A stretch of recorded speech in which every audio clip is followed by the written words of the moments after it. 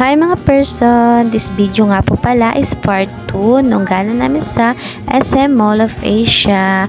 So ayan nga, nakakita kami ng pagkakalibangan namin ng aking kapatid. Yan, try namin yung 9D nila na, yan, basta yan yon. Bali, di ako sure kung anong tawag dyan, basta 3D yan, alam ko.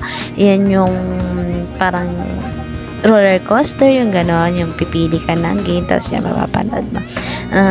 Bali, hindi ko siya sure kasi nga, syempre, wala sa bundok yan, di ba? Walang ganyan sa bundok, yan. Yan, so, tinry namin siya. Bali, ang bayad dyan is 100 per head, ganon.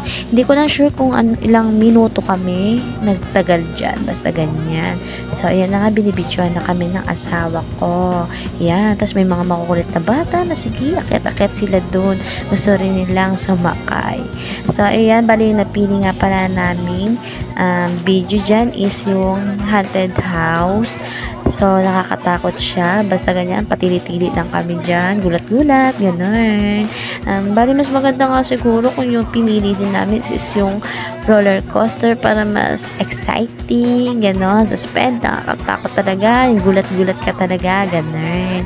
Kasi wala, yan napili namin. So, at least na lang. Yan. Diba? Siyempre, nag-enjoy din naman kami. Kahit medyo nakakahilo rin talaga panoorin yan. Yun nga, bali wala siya, hindi siya kita sa monitor dun sa labas, sa maliit na screen nila dun, kung ano yung napapanood namin. Bali kami dalawa lang talaga nakakakita. Ayan. Diba? Tapos, ayun nga, horror nga siya, pero kita nyo naman sa video, natatawa kami. Yan. Kasi syempre, hindi naman talaga siya sobrang nakakatakot.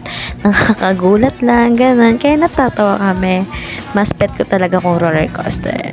Sige, try namin yan minsan pag nakabalik. Or pag meron. Ayan. So, ayun nga, pagkatapos ng mga adults maglaro, syempre, hanap tayo para sa mga bagets. So, ayun nga, banda doon, nakakita kami na pwede nilang sakyan at paglaruan. Ayan. Diba? Laro, enjoy. Tuwan-tuwa, diba? Kahit meron yan dito sa Montalban, syempre, iba pa rin ang feeling pag nasa ibang lugar ka, diba?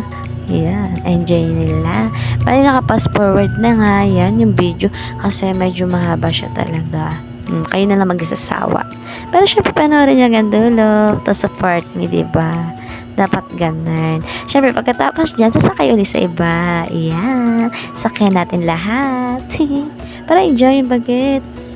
Diba? Ano yun, kami lang nag-enjoy? Dapat mag-enjoy din sila. Diba?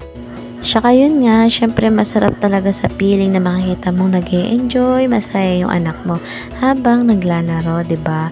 Kasi yan naman talaga yung mga gusto rin ng ibang mga bata, 'di ba? Ng anak natin, ganyan, na makapaglaro sa ganyan, makakain sa labas, yung ganun, makagala, makapag-playground. Syempre, yan pa yung mga nasa isip nila.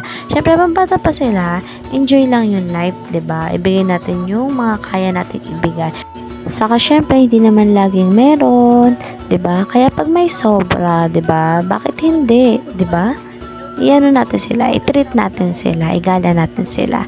Gawin natin masaya yung mga anak natin, 'di ba? Hindi puro bahay lang, puro sa labas lang ng bahay, ganun, 'di ba? Igala din natin sila kasi mas okay 'yon para sa kanilang childhood memories, 'di ba? 'Yon. So, ayun lang muna for today's. So, meron pa yung part 3 sa MOA Seaside naman kami, 'di ba? Doon naman gala-gala lang 'yan, 'di ba? Sana subaybayan niyo pa rin po yung video ko.